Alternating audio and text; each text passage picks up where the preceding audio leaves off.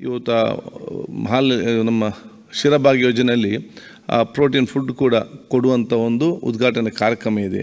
ಅಲ್ಲಿ ಮುಖ್ಯಮಂತ್ರಿ ಉಪಮುಖ್ಯಮಂತ್ರಿ ಬೇರೆ ಎಲ್ಲ ಮಂತ್ರಿಗಳು ಅಲ್ಲಿದ್ದಾರೆ, ಬಂದು ಸೇರಿಕೊಳ್ತಾರೆ. ಆದ ಕಾರಣ ಬಹುಶಃ ಇದು ನಾವು ಚರ್ಚೆ ಪ್ರಾರಂಭ ಮಾಡುವ ನೀವು ಆ ಸಭೆನೆಲ್ಲ ಹಾಕಂಗಿದ್ರೆ ನಮ್ದು ಟೂರ್ ಐತೆ, 4-5 ಟೂರ್ಗೆ ಹೋಗ್ಬೇಕಾಯ್ತು. ನಾವು ಹೋಗ್ತೀರಿ, ನಿಮಗೆ ಗೌರವ ಕೊಟ್ಟು ನಾವು ಇಲ್ಲಿ ಬರ್ತಾ ಇರೋದಷ್ಟೇ.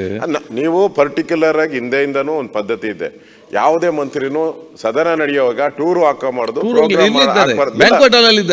ಎಲ್ಲನಾಗ್ಲಿ ಅದು ಹಾಕೋಣಕ್ಕೆ ಅವಶ್ಯಕತೆ ಏನಿದೆ?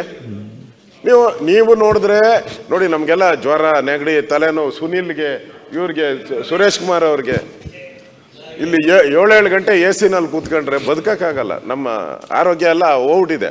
ನೀವು ಶಿವರಾಮ್ ಹೆಬ್ಬಾರ್, ಹರೀಶ್ ಪೂಂಜಾ, ಈಗ ಅತ್ಯಂತ ಸಂತೋಷದ ಒಂದು ಸುದ್ದಿಯನ್ನು ತಿಳಿದರೆ, ಕಳೆದ ಅಧಿವೇಶನದಲ್ಲಿ ನಾವು ಬಹುಶಃ ರಾಷ್ಟ್ರೀಯ ಮಟ್ಟದಲ್ಲಿ ಕಬಡ್ಡಿಯಲ್ಲಿ ಭಾಗವಹಿಸುವಂತಹ ಮತ್ತು ರಾಷ್ಟ್ರೀಯ ಮಟ್ಟ ಪ್ರಶಸ್ತಿ ಪಡೆದಂಥ ತಂಡವನ್ನು ಅಲ್ಲಿ ಅವರು ಬಂದು ಗೌರವಿಸಿ ತಾವೆಲ್ಲರೂ ಕೂಡ ಕಬಡ್ಡಿ ಬಗ್ಗೆ ಅವರ ಬಗ್ಗೆ. ನಿಮ್ಮ ಉಬ್ಬಿದ ರಕ್ತನಾಳಗಳ ಸಮಸ್ಯೆಗೆ ಎವಿಸ್ ಆಸ್ಪತ್ರೆಯಲ್ಲಿ ಕೇವಲ 30 ನಿಮಿಷದ ಲೇಸರ್ ಚಿಕಿತ್ಸೆಯೊಂದಿಗೆ ಮುಕ್ತಿ ಹೊಂದಬಹುದು.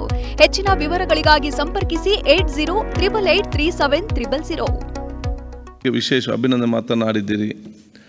ತದನಂತರ ಅವರು ಖೇಲೋ ಇಂಡಿಯಾ ರಾಷ್ಟ್ರೀಯ ಮಟ್ಟದ ಇವತ್ತು ಆ ಒಂದು ಹೆಸರು ಪಡೆದ ಮತ್ತು ಮಾನ್ಯತೆ ಪಡುವಂತಹ ಖೇಲೋ ಇಂಡಿಯಾ ಕಬಡ್ಡಿ ಪಂದ್ಯಾಟದಲ್ಲಿ ನಿನ್ನೆ ನಮ್ಮದೇ ಕರ್ನಾಟಕದ ತಂಡ ಗೋಲ್ಡ್ ಮೆಡಲ್ ಫಸ್ಟ್ ಪ್ಲೇಸ್ ಬಂದಿರುವುದು ನಮಗೆ ಅತ್ಯಂತ ಸಂತೋಷ.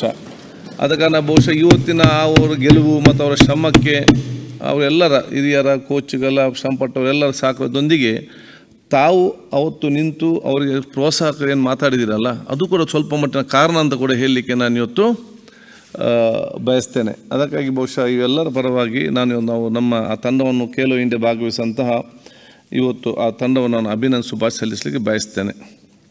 ಇವತ್ತು ಬೆಲ್ಲದವರು